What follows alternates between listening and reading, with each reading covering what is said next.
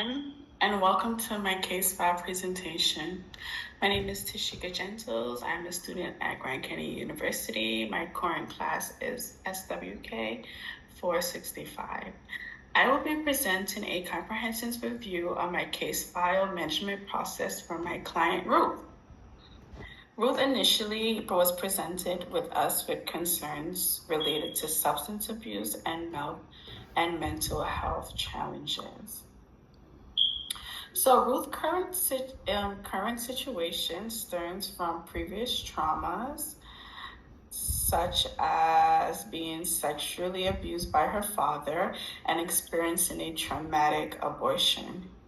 Relying on alcohol to deal with problems has resulted in her becoming dependent, which has been impacting her ability to function normally and hold a job. Her father possesses a continuous danger to her, which is affecting her feelings of security and wellness. Ruth needs a comprehensive treatment plan that would include trauma-informed care, substance abuse treatment, and mental health support. So initially, Ruth had came in and presented concerns related to her housing and substance abuse situation.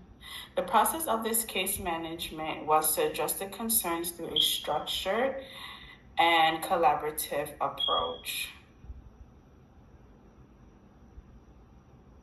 All right, so during the intake assessment, I had gathered essential background information on Ruth. She told us that she began using alcohol as a coping mechanism during her second year of college. This was primarily to deal with symptoms of depression and a lack of motivation.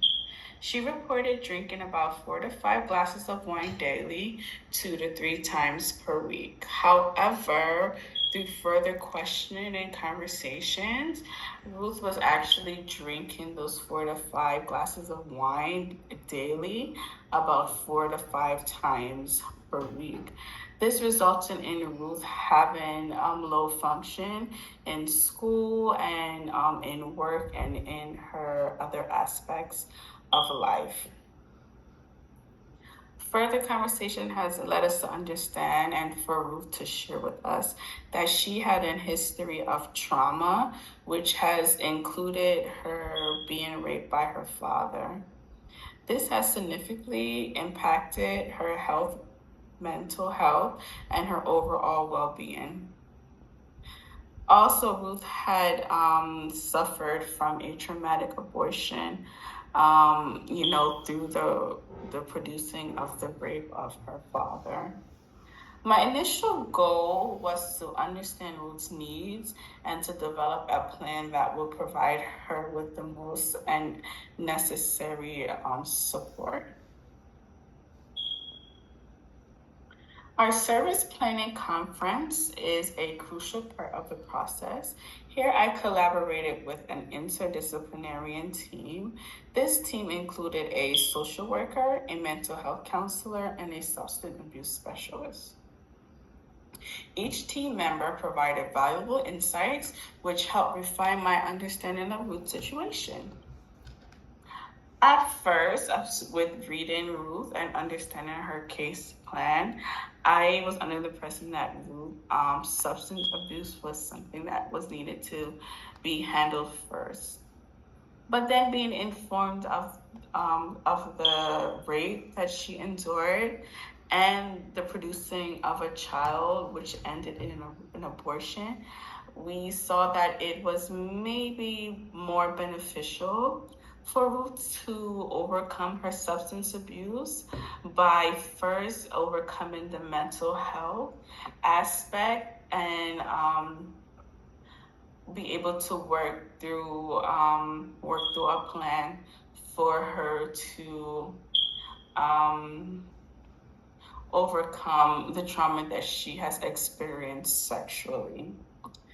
As a result of this, I had to make a few adjustments to the initial plan, and I had to incorporate strategies that not only address her substance abuse issues, but also we needed to address those underlying traumas that contributed to her current situation or the situation that she is aware of, which is the substance abuse and then the lack of housing, which was caused by her substance abuse.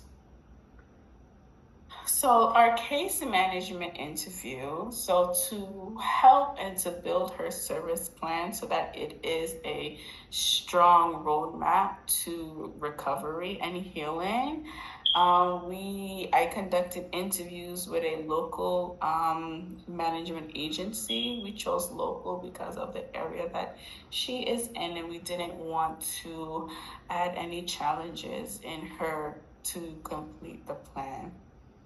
So we looked at local case management agencies that specializes in trauma-informed care. The interview provided important insights into valuable community resources, such as support groups for survivors or abuse and specialized mental health services. One key takeaway was the importance of connecting Ruth with trauma-focused therapy program. This was to help address the deep-seated emotional wounds that was caused by her past experiences.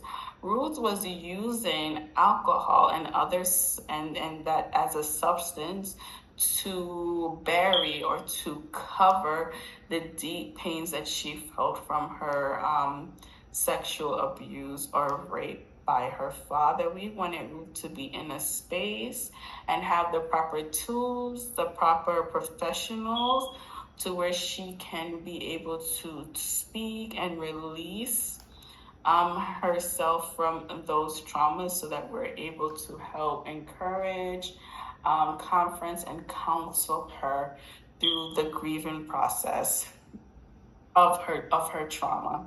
So this was to help ensure that Ruth received a comprehensive care that was tailored to her complex needs. So we weren't only talking to Ruth about her substance abuse and her lack of housing.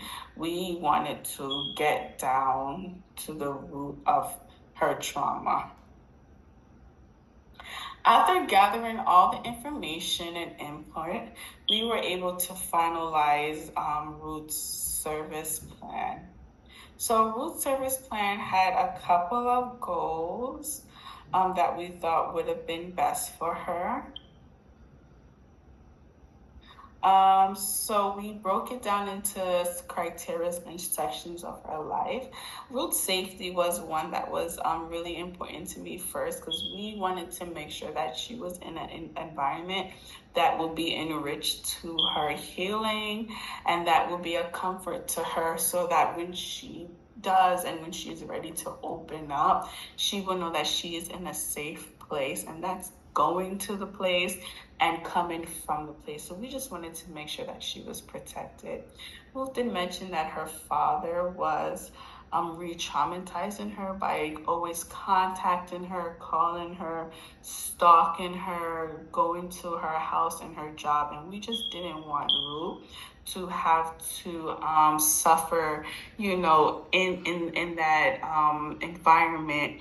So we asked Ruth to get a PFA, which is a protection from abuse order, against her father, and this would keep her victimizer away from her. And it also helped to give Ruth the confidence and the peace that we really want her to be in a healthy state of mind, in a healthy environment, both mentally and physically, to heal. So the PFA will protect her father from her, and it would also show that we as a group of collectives also have the law that is backing her to make sure she becomes her best self again.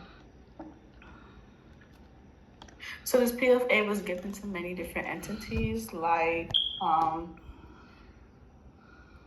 where her father lives, so that he's aware, to the police in her city, the police in her communities that she visits, at her job, at her religious gathering, her closest friends, you know, schools, daycares, wherever it is that Ruth may find herself. We handed those out so that everyone is aware that we are protecting Ruth. Another thing that we did for Ruth is that we had Ruth to help recover or to build back her emotional health. I asked her a series of questions, and we gave Ruth tools that would help her go through her day to day. Ruth has told us that she will call her support group when she feels lonely or blue, and those encouragements will help her to, get through the process of healing. Ruth will get checked on weekly checkups with her doctor, her psychiatrist, and her therapist. Ruth told us that her brother is a protector, so he would be another source of communication. And then we had asked Ruth for her to describe her strengths to us. And Ruth had told us that she feels that she is courageous, strong, and resilient. We asked Ruth to write those down in mirrors so that in the morning or whenever she walks past the mirror, she is reminded that she's courageous, strong, and resilient. We also asked Ruth to remind herself about her good qualities, and Ruth told us that she's kind, patient, and caring. And these are all qualities that we have seen in Ruth, and we just asked her to put those around her space, around her house, or on her desk, or wherever she is, so that she is reminded and she will be encouraged to continue her process of healing. So this plan was focused on providing Ruth with a consistent mental health support through trauma-focused therapy, which addresses her substance abuse issues, and connected her with a support group for survivors of abuse. I included specific referrals to community resources such as a local women's shelter and mental health services, which is going to ensure that Ruth had a safe and supported environment where she is able to continue her recovery. So we build with the collaborative. We created a safe environment for Ruth. We gave Ruth the proper resources that were needed to not just overcome her substance abuse issues that she initially came in, and also her lack of housing that she initially came in, but we were able to collaborate and get down deep into roots and to find out that, the trauma that she has faced by being raped, having a traumatic abortion, and then even being re-victimized by the badgering of her father is something that we all can help Ruth to heal from. So reflecting on the entire process, I was able to learn the immense value of an interdisciplinary collaboration. This case conference allowed me to see Ruth's situations from multiple perspectives through the eyes of different professionals.